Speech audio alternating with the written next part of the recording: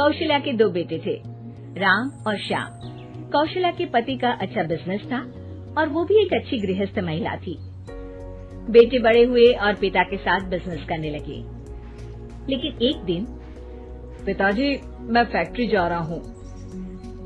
ठीक है बेटा, शाम को भी ले जा साथ। रहने दे पिताजी, नई नई शादी हुई है, थोड़ा घूम फिर ले, फिर तो काम ही करना है ना। और क्या, राम ठीक ही तो कह रहा है। अब दोनों बेटों की शादी हो गई है, आप चिंता ना करें, दोनों समझदार हैं। कुछ दिनों तक तो घर में सब कुछ ठीक चलता है, लेकिन एक दिन श्याम और उसकी बीवी, माँ, पिताजी हमें हमारा हिस्सा दे दो, हम अलग रहेंगे। अरे नहीं नहीं, मैं ऐसा नहीं करूँगा।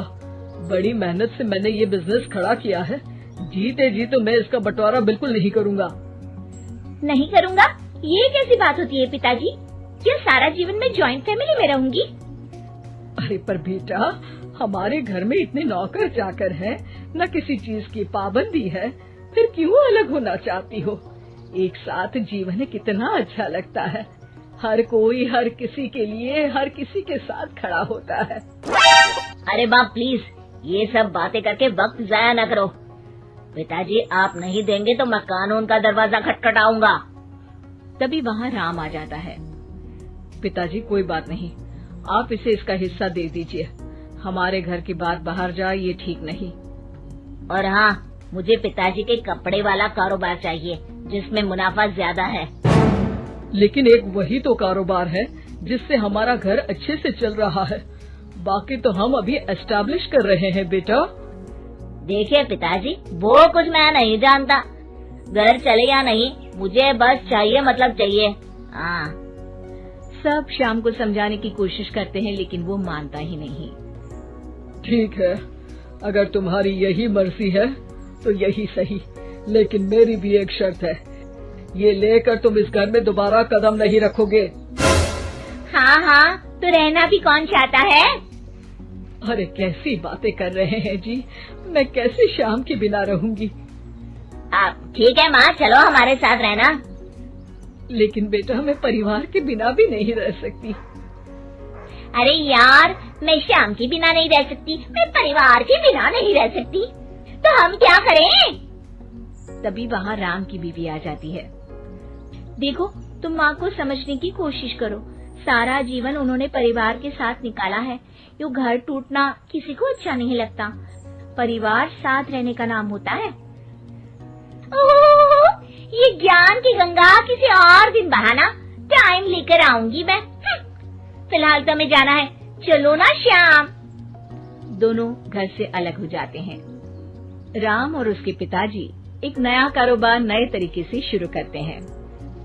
राम, ये फूड बिजनेस इतने फायदे का सौदा होगा मैंने तो कभी सोचा ही नहीं था। पिताजी, ये आपकी कड़ी मेहनत और सही नीति के कारण संभव हुआ है। घर के सारे एक साथ बैठकर खाना खा रहे होते हैं कि तभी आज श्याम की बहुत याद आ रही है। क्या तुम में से कोई मुझे उससे मिलवाने ले चलेगा? कोई जरूरत नहीं है।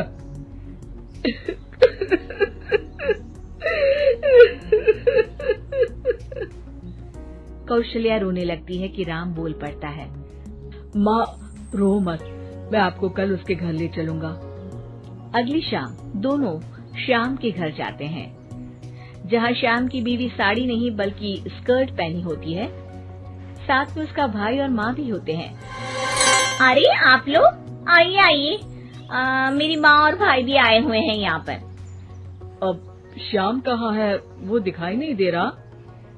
श्याम को देखने के लिए आंखें तरस रही है। अरे माँ जी, वो ना आज थके हैं तो सो गए हैं। अरे ये तुम्हारे भाई के हाथ में हमारे बिजनेस की फाइल क्यों है? क्यों है मतलब? परिवार का है, काम तो संभाल रहे हैं। कौशल्या सीधे श्याम के कमरे में जाती है, पर ये क्या, हट्टा कट्टा मोटा श्याम, उसकी हालत तो खस्ता सी थी। कौशल्या श्याम को पकड़ लेती है। अरे बेटा, क्या हुआ? ये हालत क्या बना रखी है? श्याम सामने खड़े राम के गले लग जाता है।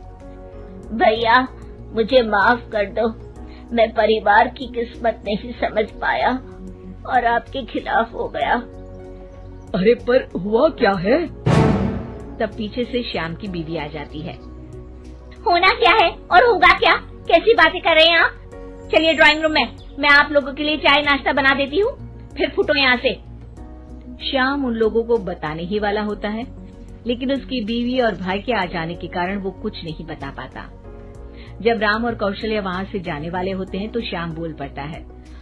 माँ, भैया, रुक जाओ ना थोड़ी देर। तभी उसकी बीवी आ जाती है। हाँ हाँ, रुके तो थे, अब उन लोगों को अपने घर भी तो जाना है ना? क्यों माँ? दोनों वहाँ से चले जाते हैं, लेकिन रास्ते में माँ और राम दोनों के ही दिमाग में श्याम की बेचारे वाली तस्वीर घूम रही होती है। राम, क्या हाल है श्याम का? मजे कर रहा होगा जिसके लिए वो अलग हुआ है। नहीं नहीं पापा, श्याम की हालत काफी खराब है। ये बोलकर वो सारा किस्सा पिता के सामने रख देता है। ये डर मुझे था, इसलिए मैंने श्याम को अलग तो कर दिया था, लेकिन भविष्य के लिए एक डोर अपने ही हाथ में रखी थी। कैसी डोर पिताजी?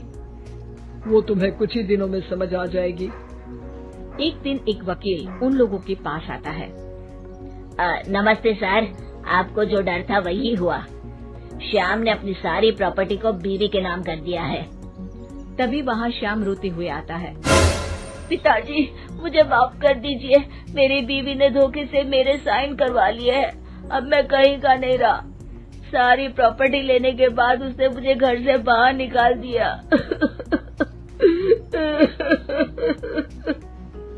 कोई बात नहीं बेटा, तुझे अकल आ गई, यही बहुत है। लेकिन आपका मेहनत से बनाया कारोबार मेरे कारण चला गया। मैंने कोई कच्ची गोली नहीं खेली है बेटा। तभी वकील बोल पड़ता है। आपकी कोई भी प्रॉपर्टी आपके पिता और भाई के साइन के बिना आप किसी को नहीं दे सकते। इसी शर्त में आपको वो कारोबार दिया गया था। अरे वाह पिताजी, आप ग्रेट हो।